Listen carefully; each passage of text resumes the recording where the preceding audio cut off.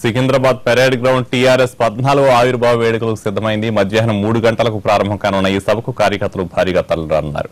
ప్రస్తుతం సభ ఏర్పాట్లను మంత్రులు పర్యవేక్షిస్తున్నారు. దీనిపై పూర్తి వివరాలు మా ప్రతినిధి చారి లైవ్ లో అందిస్తారు. చారి, ప్రస్తుతం ఏర్పాట్లు ఎలా ఉన్నాయి? ఎంతమంది సభకు హాజరయ్యే అవకాశం ఉందంటారు?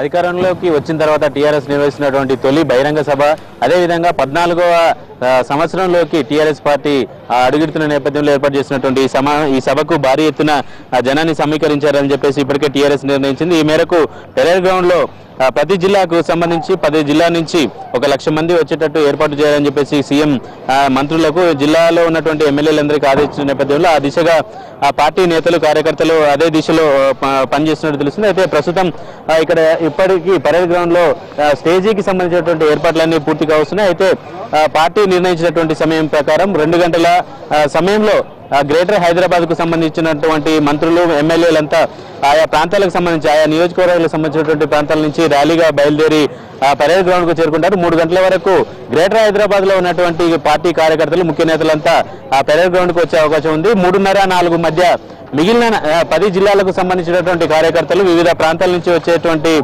కార్యకర్తలు ఈ సభకు హాజరు కాబోతున్నారు. మొత్తానికి టీఆర్ఎస్ 10 లక్షల మందిని ఈ సభకు హాజరయ్యేలా చూస్తున్నది. అయితే ప్రధానంగా కేసీఆర్ రాజకీయ అంశాలను ఈ రోజు ప్రధానంగా ఫోకస్ చేసే అవకాశాలు కనబడుతున్నాయి.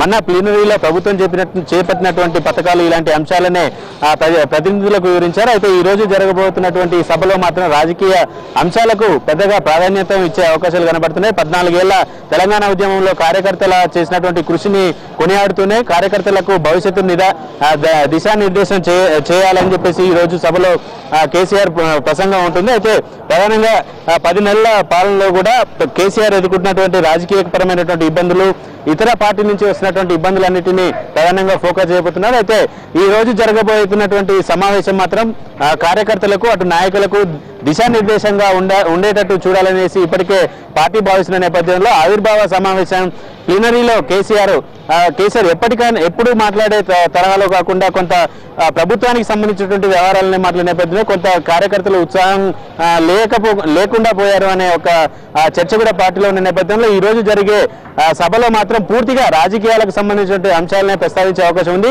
3 గంటల నుంచి పరేడ్ గ్రౌండ్ కి కార్యకర్తలు అభిమానులు ఇక్కడికి తరలి వచ్చే అవకాశాలు కనపడుతున్నాయి.